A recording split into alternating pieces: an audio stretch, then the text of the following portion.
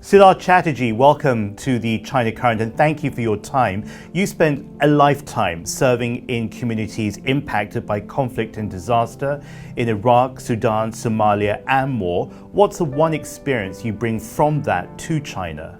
As a child growing up during the partition of India, my experience with the UN is a very personal one.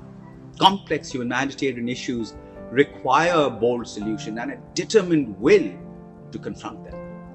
Whether it's helping children return to regular school routines or demobilizing child soldiers that I experienced in South Sudan during the midst of a conflict, I've been fortunate and very privileged to be part of the UN's response, its might and its capacity to really shape humanitarianism and our humanity.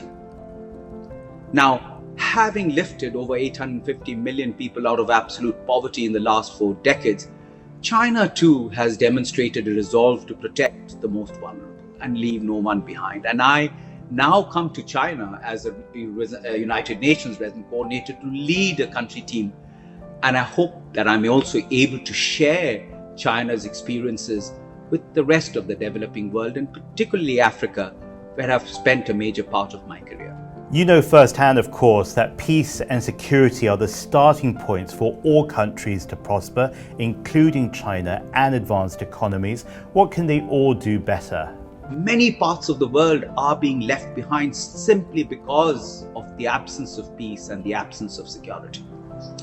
And to its credit, China has played a pivotal role in promoting peace and security through its support as the second largest contributor to the United Nations in peacekeeping, as well as the second largest contributor to the peacekeeping budget, providing more personnel than any other member of the UN Security Council.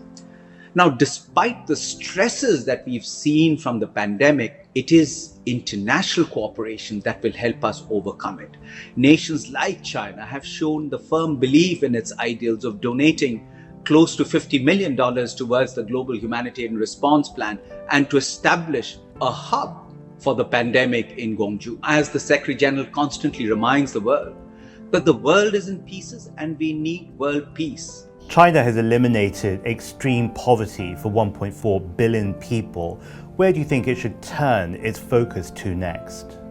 James, poverty, as we all know, is a chronic affliction of human society. Poverty and its associated problems, it is very multidimensional. It includes hunger and disease and social unrests. These are serious impediments in people's pursuit of a better life, particularly for those in the urban poor and those in the periphery, so that we make sure that in the principles of the Sustainable Development Goals, nobody is left behind. So as China moves forward towards a high quality development, we also see elevation and importance of green development in the future.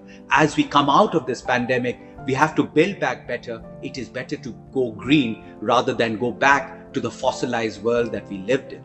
For China to achieve peak emissions by 2030 and carbon neutrality by 2060 are no small tasks. But it is a challenge for all of China, and it is certainly a challenge for me as the UN resident coordinator and the entire UN country team. I am James Chau. You're watching the China Current. Follow us on social media at the China Current.